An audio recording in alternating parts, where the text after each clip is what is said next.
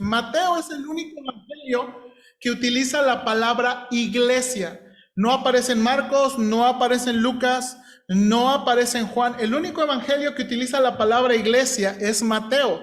Y la primera mención de la palabra iglesia es aquí, cuando, ¿verdad? Pedro hace la declaración de quién es Cristo, ¿verdad?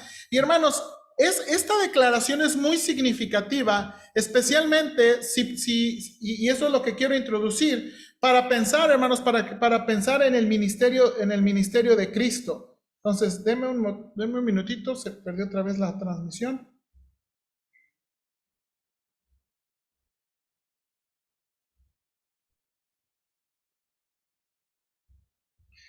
Déjeme orar para comenzar. Señor, ayúdame por favor en esta mañana, que no tenga problemas yo con la tecnología y que pueda ser claro en el mensaje. Ayúdame con las interrupciones. Ayúdame que pueda ser claro con mis ideas y podré enseñar a mis hermanos porque es muy significativo la mención de Cristo y la promesa de Cristo de edificar su iglesia. Ayúdanos hoy, Padre, por favor, considera. Creo que es muy especial en el asunto de que estamos celebrando los 32 años de la iglesia. Y Señor, para algunos, ¿verdad? A lo mejor no es tan significativo, pero creo que el punto importante no es si hemos hecho más o hemos hecho menos. Creo que el punto importante es ser fieles a ti. Ayúdanos, Padre, por favor, y ayúdame a enfocar claramente con las palabras de la Biblia lo que tú quieres para nuestra iglesia hoy. En Cristo Jesús. Amén. Ok, entonces déjame enseñarle. El Señor Jesucristo, hermanos, en Mateo, por ejemplo, si usted va tantito atrás en su Biblia, para llegar al capítulo 16, el Señor Jesucristo comienza, por ejemplo, en capítulo 15, versículo 21, dice, saliendo Jesús, mire ahí en su Biblia, por favor, saliendo Jesús de allí se fue a la región de Tiro y de Sidón. Si usted puede ver en el mapa, mire, aquí en el mapa está Tiro y aquí está Sidón. Ahí el Señor Jesucristo se encuentra una mujer griega de nación sirofenicia. Y mire, si puede ver en el mapa por qué era una mujer sirofenicia, porque esa era la región, ¿verdad?, donde la mujer vivía. Y aquí fue donde el Señor Jesucristo, ¿verdad?, sana a su hija. Después de ahí, el Señor Jesucristo, dice capítulo 15, versículo 29, pasó Jesús de allí y vino junto al mar de Galilea y subiendo al monte se sentó allí. Hermanos, aquí ahorita voy a señalar, este es el mar de Galilea, ¿ok? Este es el mar de Galilea. Lo más probable es que el Señor Jesucristo se subió en un monte por estos lados, ¿ok? Aquí el Señor Jesucristo sanó a muchas personas y aquí es donde el Señor Jesucristo hace la alimentación de los 5,000. ¿Se acuerda que dice, esta gente ha estado con nosotros, pues hay que darle un burrito de aperdis? Y los discípulos, pues Señor, pues no tenemos nada. Señor, ni trabajando todo un año les damos de comer, son un chorro, ¿verdad? Y bueno, el Señor Jesucristo, usted conoce, hace el milagro. Luego, en ese asunto del milagro, versículo 39, capítulo 15, versículo 39, entonces, despedida la gente, entró en la barca y vino a la región de Magdala. Y ahora lo que voy a hacer es esto, voy a cambiar de mapa. Este es el mar de Galilea. Hermanos, el mar de Galilea, si usted puede ver, es un mar que no se ve tan grande, pero sí está grande. De frente es donde le digo que probablemente el Señor Jesucristo en uno de esos montes estaba sanando, alimentando a la gente. Y entonces lo que hizo el Señor Jesucristo es, hermanos, esta es una versión más 3D de Google Earth, ¿verdad? Entonces, el Señor Jesucristo muy probablemente toma una barca de alguno de estos lados y va hasta Magdala. Hermanos, Magdala, ¿se acuerda que había una mujer, María Magdalena? Bueno, Magdalena no era su segundo nombre, muy probablemente era su ciudad, ¿ok? Era María de Magdala, por eso es María Magdalena, ¿ok? Entonces, ese es el lugar que llega el Señor Jesucristo. Ahí, en este lugar, en Magdala, vienen los fariseos y le dicen, ya, a ver, si tú eres el Cristo, danos una señal, a ver, así, danos una señal. Y el Señor Jesucristo les dice, no, dice, miren, ustedes reconocen cuando ven que va a llover o cuando ustedes ven las señales de los cielos, ustedes son muy buenos para reconocer. ¿Por qué no piensan en lo que ha pasado? Estoy sanando un montón de personas. Estoy alimentando 5,000 personas. O sea, ¿eso no les dice nada? Ok. Dice, les va a dar una señal. La señal del profeta Jonás. ¿Qué estaba hablando el Señor Jesucristo? De su muerte, su sepultura y ¿qué? Y su resurrección. De ahí, hermanos, ¿verdad? De ahí sus discípulos, el Señor es el que tiene este encuentro. De ahí sus discípulos lo alcanzan también, porque el Señor Jesucristo parece que se fue solo, los discípulos le alcanzan y dice el Señor Jesucristo, ¡hey! Cuidado de la levadura de los fariseos. Y el Señor le estaba hablando de su enseñanza. Y se acuerda que dicen los discípulos, ya nos está regañando porque no trajimos pan. ¿Para qué lo dejan allá? ¿Para qué lo reparan, verdad? Y el Señor Jesucristo, ay, estos discípulos. No, estaba hablando de la hipocresía religiosa. Y les está diciendo, cuídense de la hipocresía religiosa. Y entonces, hermanos, de aquí, déjenme ahora sí, el Señor Jesucristo se los lleva hacia el norte. Mire cómo comienza el versículo 13, capítulo 16, Mateo capítulo 16, versículo 13. Viniendo Jesús a la región de Cesarea de Filipos. Y ahora aquí le voy a enseñar. Hermanos, aquí está Cesarea de Filipos. ¿Ok? Cesarea de Filipos. Aquí en Cesarea de Filipos, hermanos, cerca de Cesarea de Filipos está uno de los montes más altos de Israel, es el Monte Hermón. En el Antiguo Testamento dice que en el Monte Hermón llega a haber nieve, ¿ok? Entonces, esa es la parte más alta de Israel. Y el Señor se los lleva ahí, hermanos, a Cesarea de Filipos. Y es donde ahí, hermanos, en Cesarea de Filipos tiene esta conversación. Ahora, ¿por qué es importante? O sea, ¿por qué el Señor Jesucristo les hace esas preguntas en Cesarea de Filipos? ¿Por qué no se los preguntó en Nazaret? Estaba cerquita, Magdala está bien cerquita de Nazaret. ¿O por qué no fue a Capernaum, donde probablemente vivían muchos de sus discípulos? Por lo menos creemos que Pedro vivía ahí. Pues ¿por qué no fue a la casita de Pedro? ¿Por qué se los llevó a Cesarea de Filipos? ¿Y por qué en Cesarea de Filipos les pregunta, a ver, ¿quién dicen las personas que soy yo? ¿Quién dicen ustedes que soy yo?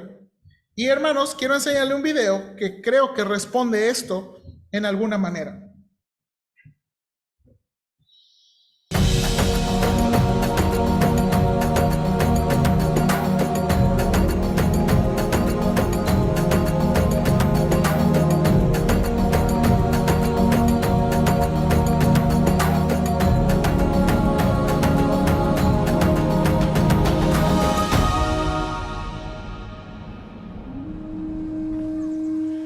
¿Alguna vez te has enfrentado a alguna pregunta difícil?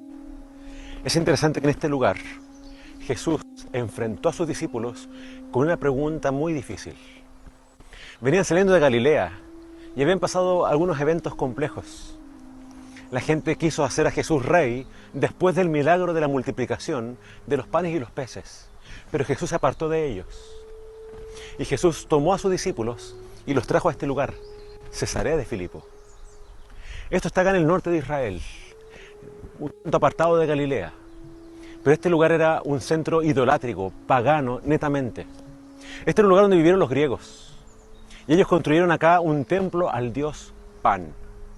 El dios Pan era un dios mitad hombre, mitad cabra. Los pastores acá encontraban plenitud de agua porque estamos a los pies del Hermón. Y ellos en esta gruta construyeron su templo. Sacrificaban cabras y las echaban allá adentro. Si el agua absorbía a la cabra, ellos decían, el Dios aceptó la ofrenda. Por tanto, esta cueva se la conocía como la puerta del infierno. Entonces Jesús le preguntó a sus discípulos, ¿qué dice la gente acerca de mí? Ellos fueron sinceros. Ellos dijeron, ¿creen que eres un profeta como Jeremías o Elías o algún otro? Voy a pausar ahí porque no estoy de acuerdo en todo lo que dice después. Pero las imágenes y los videos están geniales. Hermanos, déjeme pausarle ahí. Este hombre, este hermano, pastor, ay, se ve morado. Es que no respira bien. Es que creemos que aspira. Bueno, allá está bien.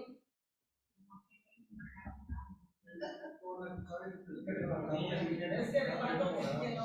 No, hermano, sí. Y ni para volver a empezar. Así déjelo, hermano. Ok.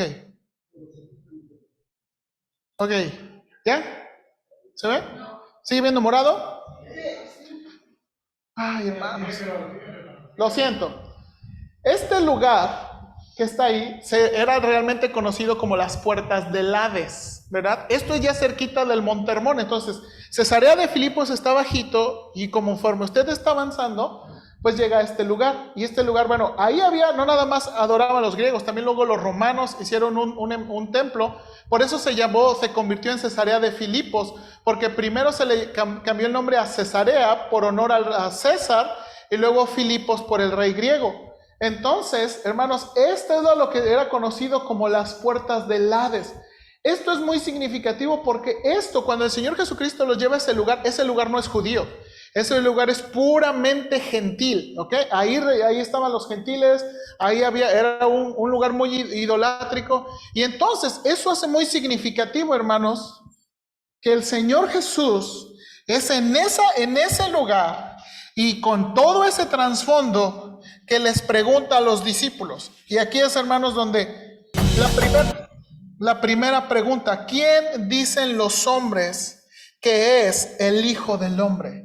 ¿Quién dicen los hombres que es el Hijo del Hombre? Y bueno, ya no tiene caso, son puras letras lo que voy a usar. Entonces, déjenme cerrar aquí. ¿Me ayudan, muchachos, para levantar la pantalla, por favor? Y entonces, hermanos, aquí vamos a considerar esas tres preguntas, hermanos, que hacen, bueno, esas dos preguntas y una afirmación que hace el Señor Jesucristo. ¿Quién dicen los hombres que soy yo? Entonces, hermanos, los discípulos contestan, bueno, unos dicen que eres Juan el Bautista.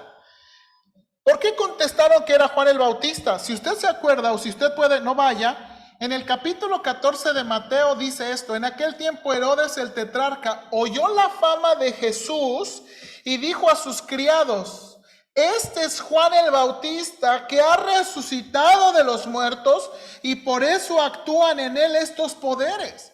Y si usted se acuerda, Herodes fue el que mandó a decapitar a Juan porque tenía a su cuñada como esposa. Y Juan le decía: no puedes hacer eso. ¿Verdad? Y una vez la hija de esta mujer danzó y pues pasó lo que pasó ahí, ¿verdad? Pidió la cabeza de Juan el Bautista. Entonces muchos discípulos estaban diciendo: pues Señor, algunos dicen como que eres Juan el Bautista, como que o entró el Espíritu en ti o como que algo pasó.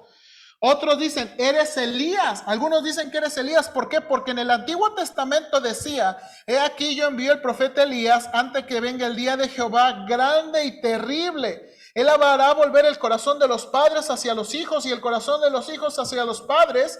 No sea yo que venga y hiera la tierra con maldición. Señor, yo creo que tú eres, dice. Algunos dicen ahí que eres Juan el Bautista, eres Elías. Ahora, esto es interesante. También los discípulos escucharon que era, ¿qué? Jeremías. Hermanos, Jeremías. ¿Por qué Jeremías? Hermanos, hay dos libros que no son libros de la Biblia, que son Segunda de Macabeos y Segunda de Esdras.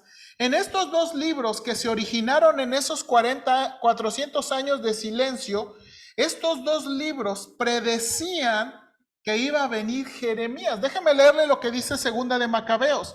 Segunda de Macabeos 15:14 dice: entonces el sumo sacerdote Onías había dicho a Judas: este es el que ama a sus hermanos, el que ruega sin cesar por el pueblo judío y por la ciudad santa. Es Jeremías, el profeta de Dios. Hermanos, Segunda de Macabeos se escribió cuando los griegos, hermanos, cuando los griegos estaban tomando a Israel, cuando tuvieron uno de los reyes que sacrificó un cochino en el templo y los macabeos se levantaron para defender a Israel. Y entonces ellos escribieron esto, que alguien iba a cuidar a Israel y a la ciudad santa. Y ese hombre le dijeron, ¿es qué? Jeremías. Entonces los discípulos, escuchando estas historias, a ver, ¿quién dicen que soy yo por ahí? Señor, pues dicen que eres Jeremías, pues así escribieron. Y luego dicen, bueno, ¿y quién eres? Pues algunos dicen que eres pues un profeta, ¿verdad? Alguno de esos profetas, ¿verdad? Que el Señor mandaba.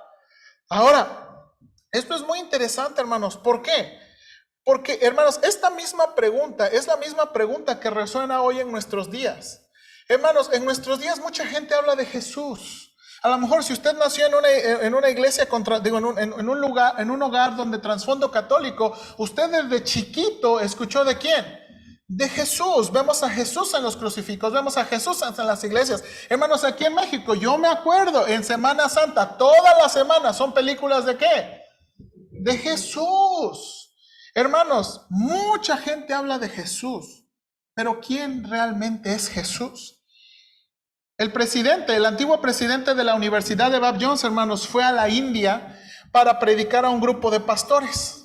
Mientras el presidente estaba comenzando a predicar, el intérprete estaba hablando, hermanos, estaba predicando un mensaje, pero en el mensaje hablaba mucho de Jesús. Y entonces el intérprete comienza a hablar, ¿verdad? Un hermano intérprete comienza a traducirle, ¿verdad? Del inglés no sé si al hindi o a qué idioma. Y entonces, pero el intérprete, mientras está traduciendo a las personas, él se queda viendo al presidente y habla, se queda viendo al presidente y habla, pero muchas veces, a veces con cara de sorpresa, a veces muy asombrado, y entonces el presidente dice, pues, ¿qué estaré diciendo? ¿Por qué me ve así? ¿Verdad? Entonces termina el mensaje y el presidente de la universidad toma al intérprete y le pregunta, ¿qué está pasando? ¿Por qué me estás viendo así? El intérprete le dice, yo tengo varios años en la iglesia, pero el Jesús que tú estabas predicando no es el Jesús que yo conozco. El Jesús que tú estás diciendo no es el Jesús que yo conozco. Yo quiero a ese Jesús que tú estás predicando. Y entonces el hermano agarra al intérprete, ya era hermano bautizado y toda la cosa, pero no era salvo, porque él conocía a un Jesús que no era el Jesús de la Biblia. No era el Jesús de la Biblia. Y entonces el presidente de la universidad toma al intérprete, le habla de Cristo y es salvo. Hermanos, esto es muy importante para nosotros hoy, porque hermanos, damos por hecho que conocemos a Jesús, damos por hecho que conocemos al Jesús correcto, pero realmente, ¿quién es Jesús para usted? ¿Usted, hermanos, cree en el Jesús de la Biblia o está creyendo en el Jesús de la tradición? ¿Está creyendo en qué Jesús estamos creyendo? Porque la gente tiene su opinión. Hermanos, ¿usted no ha visto al presidente López Obrador? El presidente López Obrador dice, yo soy cristiano, yo soy seguidor de Jesús. Y hermanos, uno lo escucha y dice, este es hermano. De veras, usted puede ver las mañaneras, varias veces ha mencionado, yo soy cristiano, yo soy seguidor de Jesús. Pero ¿sabe quién es Jesús para el presidente López Obrador? Jesús para el presidente López Obrador es un hombre que defendió a los pobres. El presidente, hermanos, Jesús para nuestro señor presidente es uno que es el Jesús de las injusticias. Es el Jesús que ama a los pobres. Es el Jesús que habla a los marginados. Y la Biblia habla del Jesús de los pobres, Jesús de los marginados. Pero la Biblia habla de que Jesús es el Salvador, es quien murió por nuestros pecados. Y ese no es el Jesús del presidente. Estas fueron hermanos, esta fue la pregunta. Ahora, primero les pregunta, ¿quién dicen la gente que soy yo? Luego les pregunta, segunda pregunta, ahora ya va a sus discípulos. A ver, ¿y ustedes? ¿Quiénes dicen que soy yo? Entonces ya sabe usted, Pedro, versículo 16, respondiendo Simón Pedro dijo, tú eres el Cristo, el Hijo del Dios viviente. Hermanos, la palabra Cristo, ¿verdad? Que es palabra que comúnmente, esa palabra literalmente significa el ungido. Cristo significa el ungido. La palabra en el Antiguo Testamento era la palabra Mesías.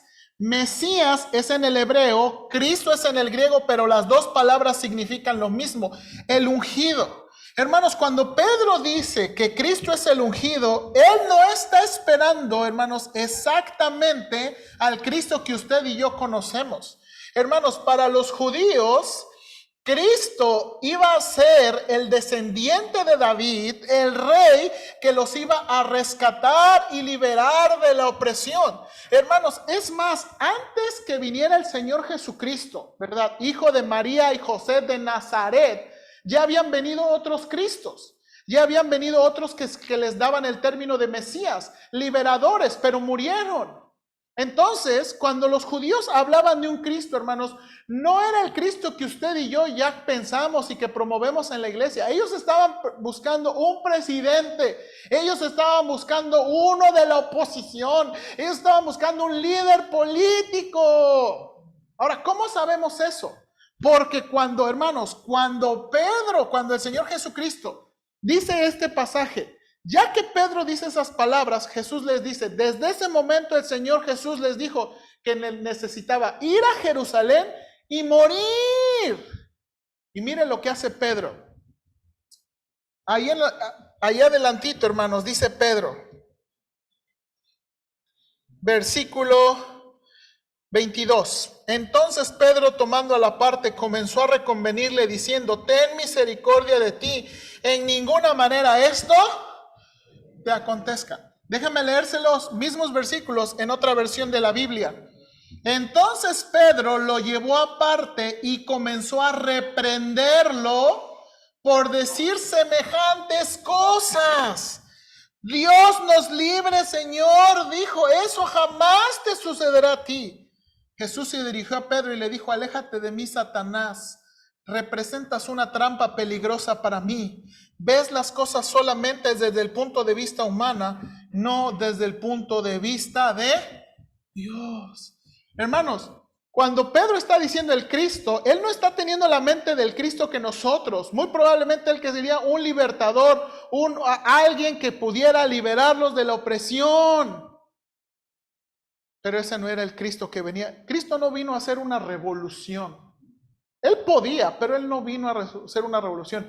Él vino a salvarnos de nuestro más grande problema, de nuestros pecados, hermanos. Vino a reconciliarnos con Dios. Hermanos, el principal ministerio de Cristo no era sanar personas, no era dar de comer, no era combatir las injusticias, era perdonar nuestros pecados.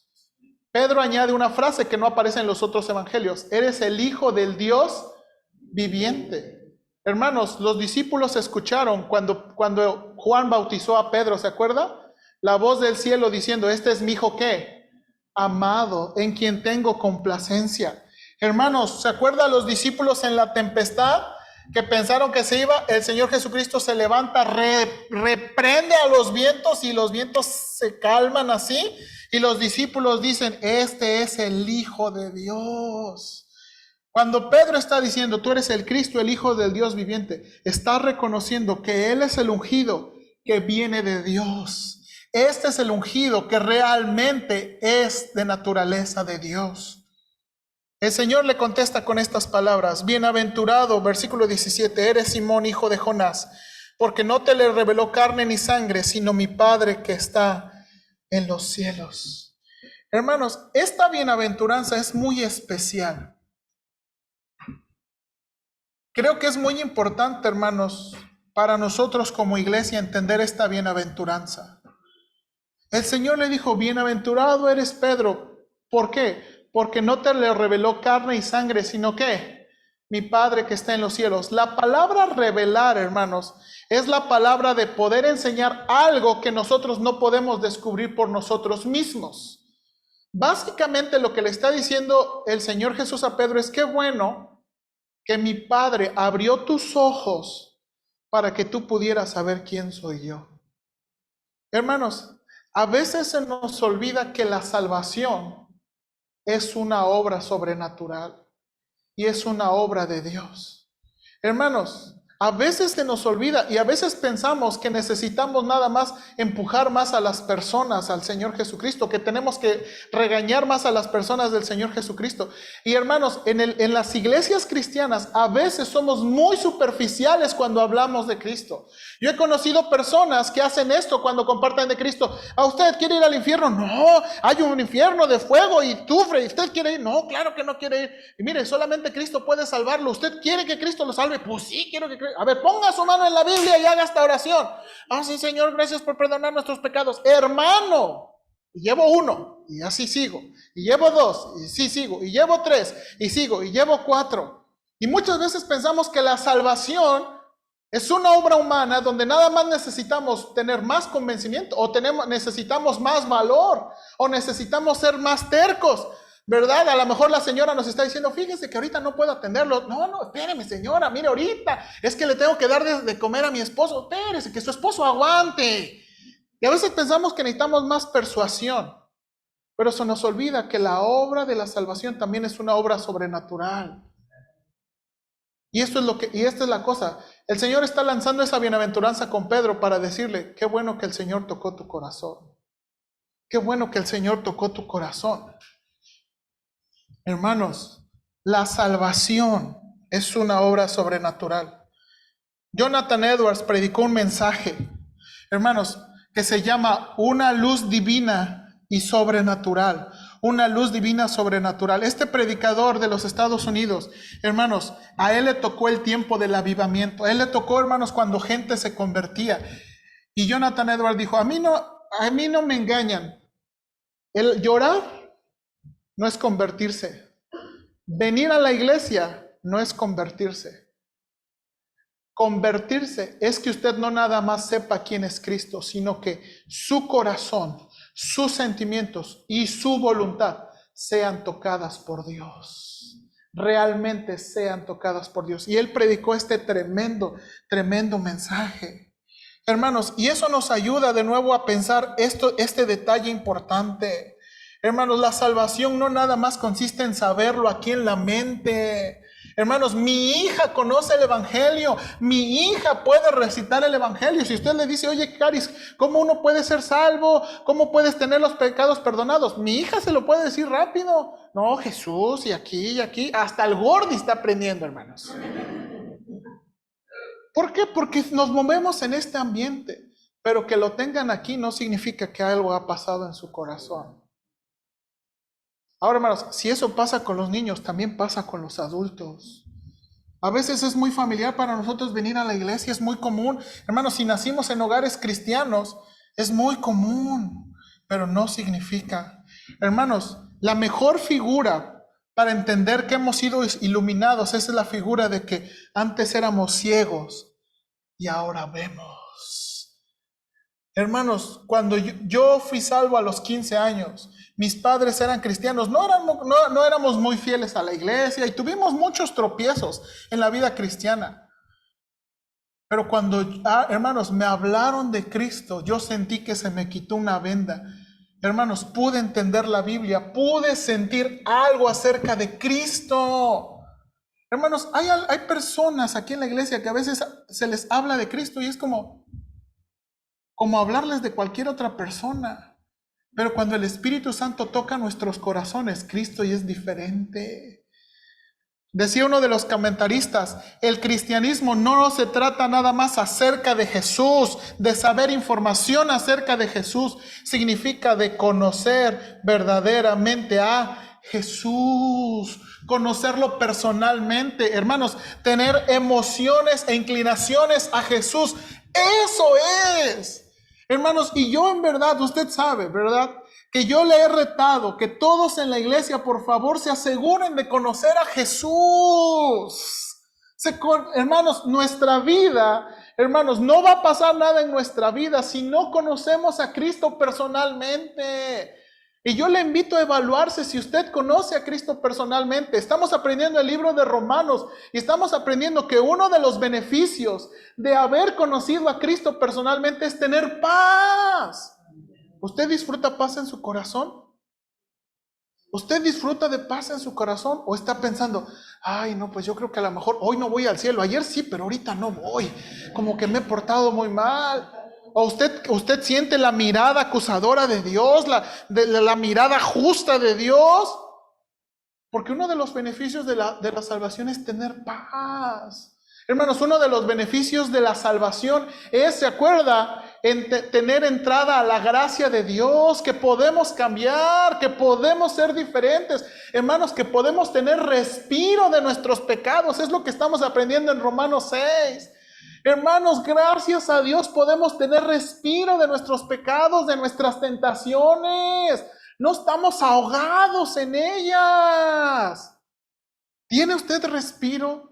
¿Disfruta respiro de vez en cuando de sus pecados, de sus tentaciones? ¿O siempre lo están ahogando?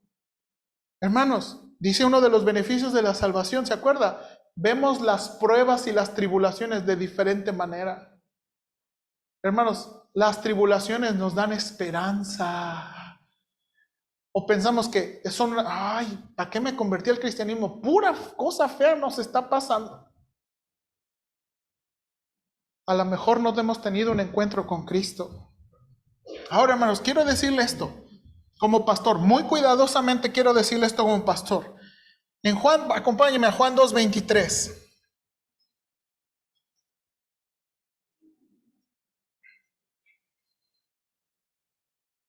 Juan 2:23 al 25. Juan 2:23 al 25.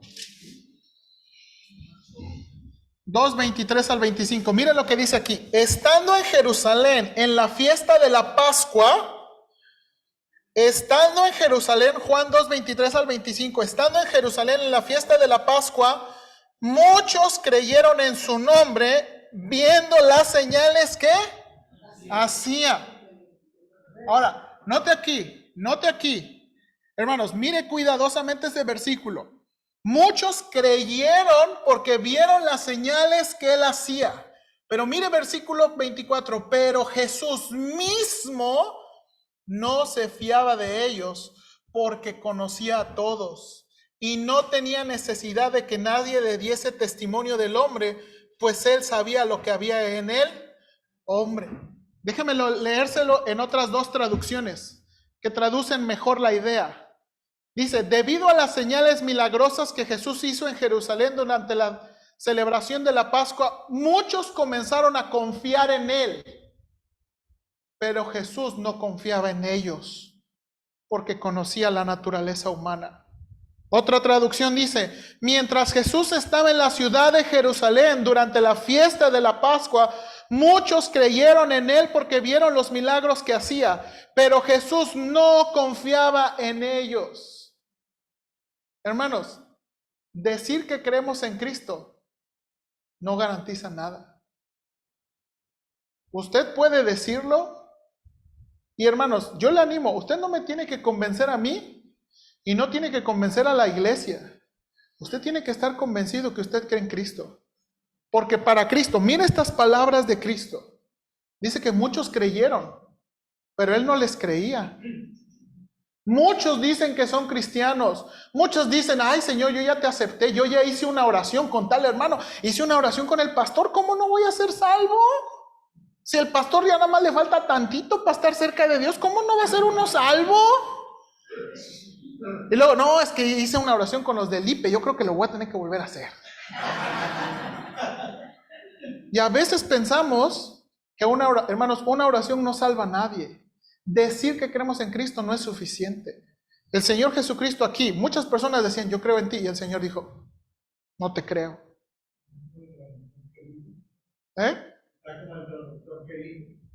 Entonces, hermanos, lo importante es, por favor, no trate de convencerme a mí, no trate de convencer a otros. Realmente crean y convenza al Señor que usted es cristiano. Es lo más importante. Y después de estas dos preguntas, mire lo que Jesús, regresa a Mateo 16.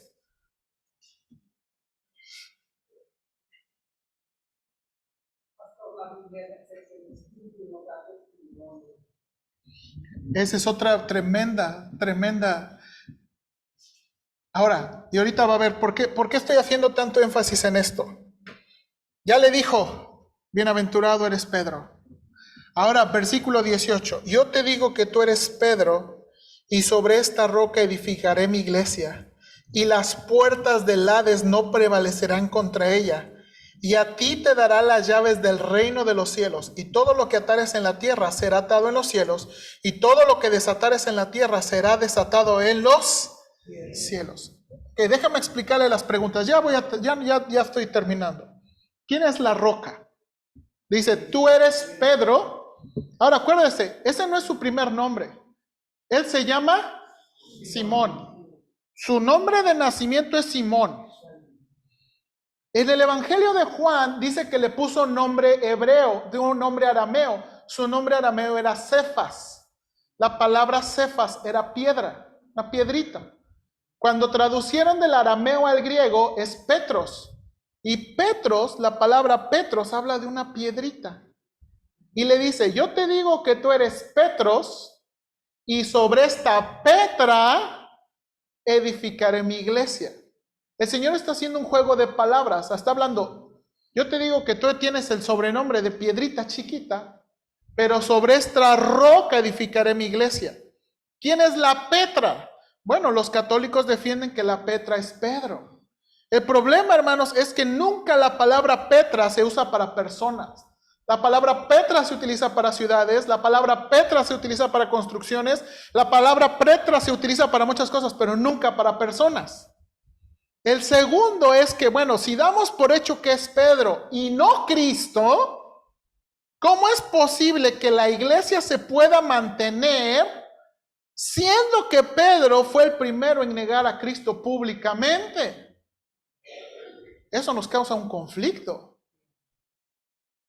Y podemos decir muchas otras cosas, pero hermanos, la roca no es Pedro. La Petra, la roca, es Cristo mismo, o esa confesión que acaba de hacer Pedro. Tú eres el Cristo, el Hijo del Dios viviente. Tú eres quien puede perdonar mis pecados y ponerme bien con Dios. Tú puedes darme descanso y liberación. Y luego le dice, y yo te digo que sobre esta roca edificaré mi iglesia. Hermanos, esta es la palabra iglesia, aquí es la primera vez que se menciona, es la palabra griega eclesía. La palabra, hermanos, significaba simplemente una junta o una reunión de personas. Eso era lo que significaba. No tenía sentidos, no, todos los llamados puros y santos. No, hermanos, una iglesia era una reunión de personas. Algunos usan este versículo para decir que la iglesia ya existía con los apóstoles, pero si cuidamos las palabras, el Señor dice, yo edificaré mi iglesia. ¿Eso está en tiempo qué? Futuro. Eso todavía no iba a pasar hasta que el Espíritu Santo viniera. Ahora, hermanos, esto es muy especial. Si somos salvos, somos miembros de la iglesia, pero cuando nos reunimos, somos la iglesia. Esto es muy especial, hermanos. Tenemos amistad como iglesia, tenemos relación como iglesia, pero es muy especial cuando nos reunimos como iglesia. Y la iglesia son las personas. Dice aquí, te digo que tú eres Pedro, y sobre esta Petra edificaré mi iglesia, y las puertas del Hades no prevalecerán, ¿qué? Contra ella. Hermanos, recuerde, por eso le enseñé esta foto. Imagínense qué están pensando los discípulos cuando hablaron de las puertas del Hades. Están pensando en ese lugar y están pensando en todo lo que ese lugar significa.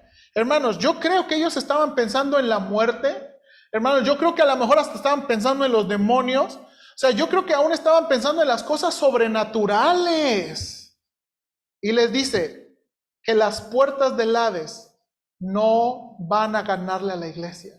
Y eso, hermanos, creo que muy sencillamente eso puede hablar de la muerte, o aún, hermanos, también puede hablar de otras cosas sobrenaturales. Pero el Señor dice aquí, a esas puertas no van a prevalecer, no van a ganar. Ahora, hermanos, viene el versículo difícil. Dice, y yo te daré las llaves, ¿qué? del reino de los cielos. Por eso tenemos ese dicho, ¿verdad? Le decimos al que tiene las llaves que es el San Pedro, ¿verdad? Allá el velador del IPE es el San Pedro, se llama Dani, pero es el San Pedro.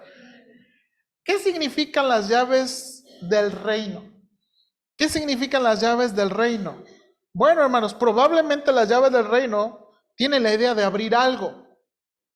Ahora dice aquí, a ti te dará ya las llaves del reino, lo que atares y desatares. Esa frase era una frase judía para hablar de lo que tú permitas y prohíbas. ¿Ok? Te voy a dar, Pedro, una posición de autoridad. Te voy a dar, Pedro, a ti una posición de liderazgo para que lo que permitas y prohíbas se haga. Ahora, hermanos, la traducción en español y en inglés es difícil para explicar ese versículo, porque dice, lo que atares en la tierra será, ¿qué? Desatado, será atado en el cielo, y lo que desatares en la tierra será desatado, ¿qué? Esa traducción, hermanos, así como leemos, se entiende que Pedro aquí dice, ¿verdad? Brinca y allá brincan, ¿verdad? Pedro dice, muévanse y allá se mueven. Así se entiende en la traducción de la Biblia. Pero realmente, hermanos, la traducción pudiera traducirse, el versículo pudiera traducirse así. Si prohíbes algo en la tierra, es porque habrá sido prohibido en el cielo.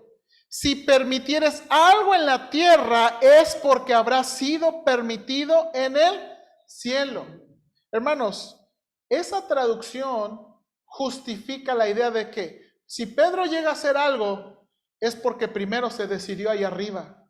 Si Pedro prohíbe algo o permite algo, hermanos, no es porque él tiene poder y autoridad, es porque se decidió ahí arriba. Y esa es la mejor traducción. ¿Y sabe cómo sabemos eso? Porque donde se vuelve a utilizar es en Mateo 18 para hablar de la disciplina de la iglesia. Hermanos, ¿por qué se debe hacer la disciplina de la iglesia? Y usted entiende, la disciplina de la iglesia es una misión de rescate. No es una misión para azotar y castigar y azotar. La disciplina de la iglesia es una misión de rescate. ¿Por qué se debe hacer? El Señor Jesucristo, ¿por qué? Porque lo que se decide en el cielo se hace en la tierra, y se utiliza la misma frase. Hermanos, entonces, ¿sí? Hágase tu voluntad en el cielo. Y es lo que está diciendo. Cuando le está diciendo al Señor Jesucristo, Pedro, yo te voy a dar las llaves, le está diciendo, te estoy dando autoridad y liderazgo para que lo que tú prohíbas o permitas es algo que ya se decidió en el cielo. Ahora, hermanos, ¿cómo sabemos que eso es importante? Hermanos, el libro de Hechos, la primera parte del libro de Hechos, ¿sabe quién es el personaje principal? Pedro. ¿Quién está predicando y se están convirtiendo 5,000? Pedro. ¿Quién está haciendo milagros? ¿Se acuerda que le están pidiendo una limosnita por el amor de Dios? Pedro, así como bautista, ¿verdad? Pues no traigo, pero lo que traigo te doy. Y ¡pum! Sana, ¿no? O sea, hermanos, Pedro resucita personas. Dios le está dando un lugar prominente a Pedro. Eso es lo que está diciendo el versículo aquí. ¿Y sabe qué? Esto es muy interesante. Los primeros capítulos de Hechos, Pedro es el personaje principal hasta que cambia al otro siguiente personaje principal. ¿Quién es?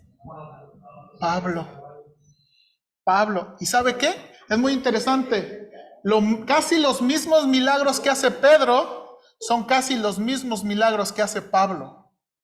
Son casi los mismos milagros. Ahora, adivine con quién se convirtieron los primeros gentiles. Con Pedro. Pedro fue el primero a una casa gentil en hablarles de Cristo. Pedro fue el primero en que el Espíritu Santo descendiera sobre los gentiles. Es a esto lo que se refería el Señor Jesús. A esto, no que iba a estar ahí en el cielo esperándonos, ¿verdad? Y para pasar la cuota.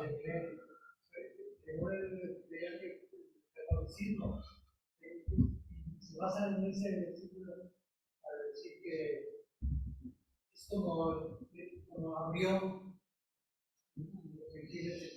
Puede ser, y eso es bíblico. Él abrió a los gentiles. Ahora, hermanos, ¿por qué esto es importante? De aquí en adelante el Señor les dice a sus discípulos, no digan nada. Señor, pero si tú eres el mero mero, ¿cómo no vamos a decir nada? Es que ustedes no entienden todavía. Pero el Señor muere, el Señor es sepultado y el Señor resucita. Y entonces les dice, ahora sí, vayan y hagan discípulos.